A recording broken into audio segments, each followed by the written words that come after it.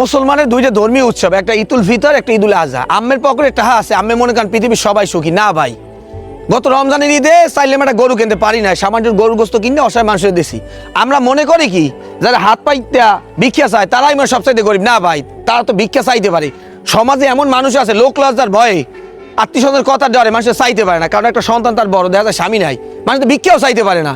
এই মানুষের গুলার লজ্ঞা একটু পোলার একটু গরু গোস্তের ব্যবস্থা করতে চাই।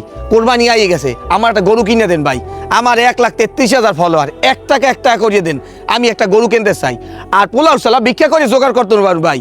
কোন হৃদয়বান ব্যক্তি যদি একটা গরু কিনে দিতে চান, আল্লাহর জমিনে অনেক গোলাম আছে, অনেক টাকা পয়সার মালিক, আনালে বিনালে বিভিন্ন শপিং মলে চাইনি খরচা উড়িয়ে আলেন, আমার 1 টাকা করিয়ে দেন, নাইলে একটা গরু কিনে দেন। এই অসহায় মানুষের পাশে দাঁড়া একটু। আর যদি না পারেন ভিডিও বেশি শেয়ার করে দেন। আমি শেয়ার করে দেওয়ার কারণে এমন একটা ব্যক্তির কাছে যাইতে পারে, হয়তো ভাই অসহায় হতদরিদ্র মানুষের জন্য একটা গরুর ব্যবস্থা হইতে পারে। তো ভালো থাকেন, প্রিয় মানিল্লাহ, আসসালামু আলাইকুম রহমতুল্লাহ।